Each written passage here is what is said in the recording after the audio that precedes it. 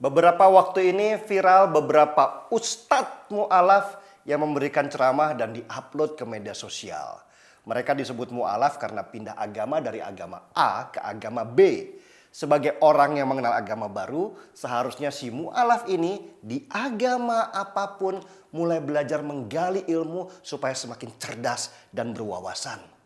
Lucunya fenomena belakangan ini, si mu'alaf yang seharusnya belajar malah didaulat untuk mengajar.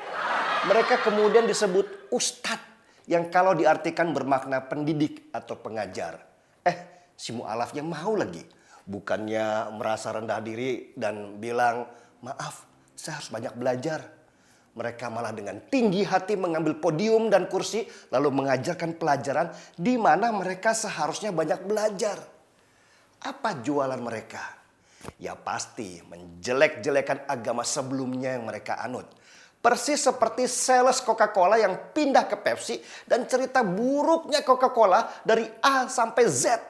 Mereka harus jualan kejelekan-kejelekan itu karena memang tidak ada ilmu yang bisa mereka ajarkan. Akhirnya mereka menggali-gali. Apa ya yang harus gua tonjolkan? Gua cerdas kagak, bego iya.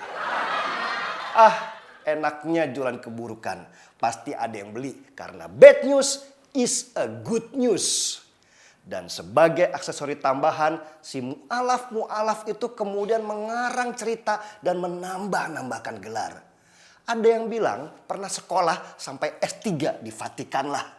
Padahal mana ada sekolah di Vatikan. Ada yang bilang dulu pernah sekolah teologi sampai selesai. Nggak lama ada yang bongkar kalau dia sekolah saja tidak usai. Gelar-gelar dan cerita bombastis itu harus ada. Namanya sales. Kalau nggak ada gituan, siapa yang mau ngundang? Dan sesudah gelar ditambahkan, lalu ganti pakaian dengan nuansa ke Arab-Araban. Harus ada gitunya, soalnya di negara berflower ini Arab identik dengan Islam. Jadi harus pakai gamis putih, terus sorban, jenggot pelihara sedikit, belajar cengkok Arab, dan hafalkan 1-2 ayat tentang sabar dan ikhlas. Jadi deh, ustadz. Mirip tahu bulat yang digoreng dadakan. Dan seperti hukum pasar, ada aja pembelinya. Pembelinya ya mereka yang juga baru belajar agama, tapi sudah merasa paling beriman. Lucu memang, yang ngajar bodoh, yang dengerin juga bodoh. Akhirnya yang diceritakan adalah kebodohan-kebodohan. Gak ada ilmu yang bertambah. Mereka saling berkhayal bahwa dirinya adalah yang paling benar dan semua di sekitarnya salah. Kalau kata generasi milenial, pembicara dan jamaahnya halu semua. Aneh memang. Bagaimana seorang karateka sabuk putih bisa dapat ilmu dari seorang karateka sabuk putih juga?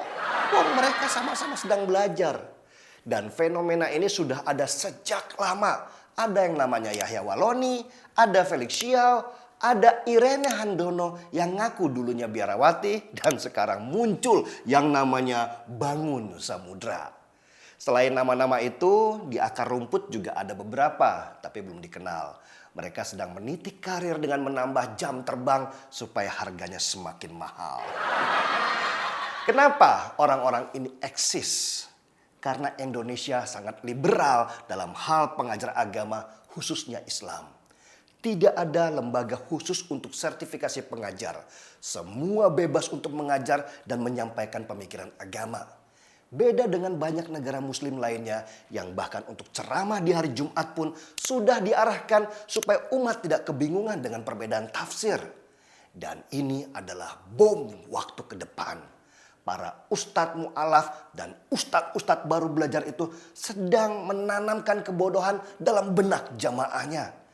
Mereka suka mengambil ayat-ayat perang dalam kitab suci tanpa pernah belajar kapan ayat itu dikeluarkan dan pada waktu apa.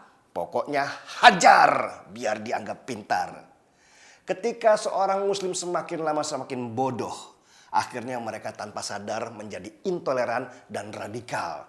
Dan jika komunitas beginian semakin banyak, mereka akan memaksakan kebodohannya kepada orang sekitar dengan tekanan massa dan kekuatan minus akal. Indonesia kalau tidak segera membenahi dirinya mulai sekarang, kelak akan menuai apa yang mereka tanam. Saya jadi teringat perkataan Rasulullah Shallallahu Alaihi Wasallam di masa-masa akhir beliau. Umatku akan banyak di akhir zaman, tapi mereka seperti buih di lautan. Mari kita bongkar semua. Saya seruput kopi dulu.